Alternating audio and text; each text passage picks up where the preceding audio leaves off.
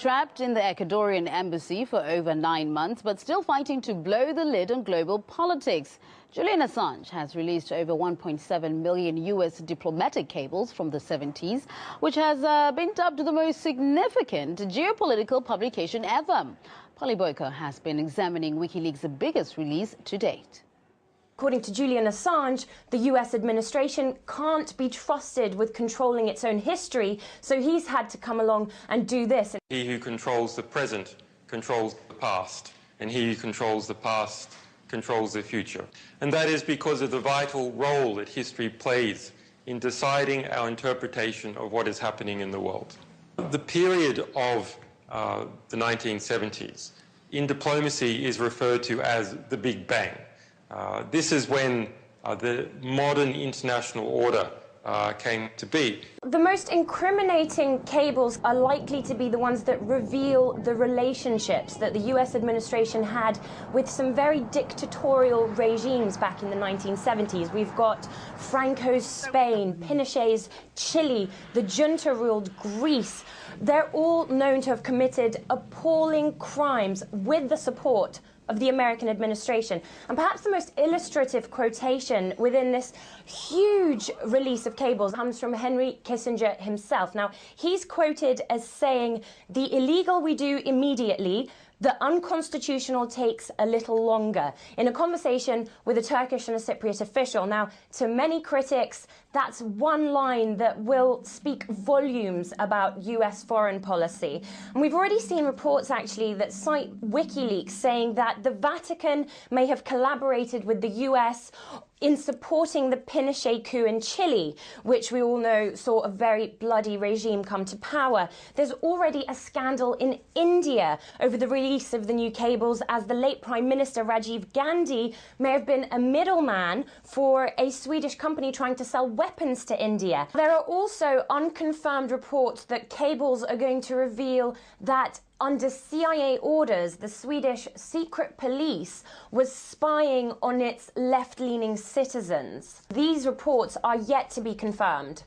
And there's another very big scandal where there are unconfirmed reports that unreleased cables are going to reveal that Carl Bildt, the current foreign minister for Sweden, was in fact an informer for the CIA from the 1970s.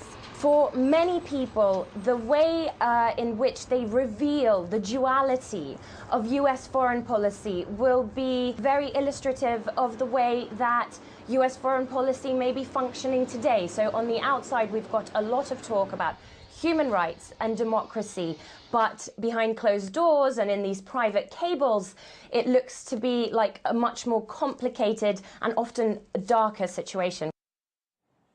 The formerly declassified data, however, used to be virtually inaccessible, hidden between secrecy and complexity, as Julian Assange described it. But thanks to WikiLeaks, it is now a click away. The organization spokesman Kristen Hrafnsson told RT's Kevin Owen that the US should be thankful for the great job they've done.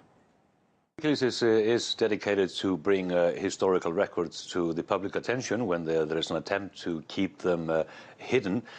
Although these documents have been declassified, it is extremely difficult to approach them and assess them in their current format in the National Archives. So what we did was to gather them together with help and publish them in a searchable database, a very robust database, and merge them with the 250,000 US diplomatic cables that we publish under the Cable Gate, and it's extremely important to have this out in the public domain. Kristen, what kind of response can we expect from Washington? I mean, as you said, these are not strictly speaking classified anymore, but you've kind of collated them all together to make them easier to get hold of. Is Washington at all concerned about any of this?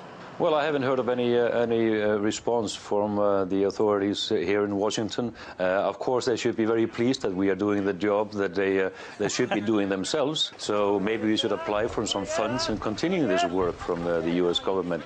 And they should actually focus some attention on supporting our work instead of continuing this unprecedented and relentless attempt to prosecute Julian Assange and other members of the WikiLeaks team.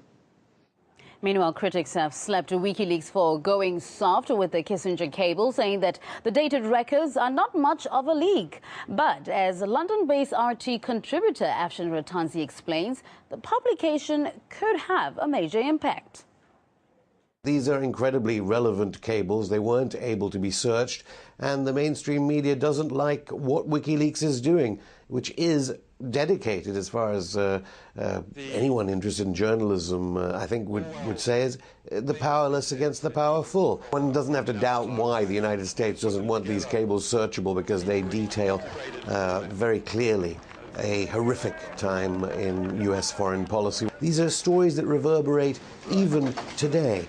And all we have to do is look at Egypt, for instance, because the Ramadan War, 1973, Kissinger's role in trying to spark that off, to try and destroy Arab unity, and we're living with those consequences today. Project K is hardly going to cause, is it, the reaction like the outcry that sparked the collateral murder video showing the US helicopter attacking civilians in Iraq. I would actually just correct you there. We can't tell whether it'll have the same impact as the so-called collateral murder video, because there will be researchers out there, who knows, unemployed journalists out there who will be able to find out stories and correlate the facts that come out in these cable releases with other facts to reveal other elements of US foreign policy that hitherto we didn't know.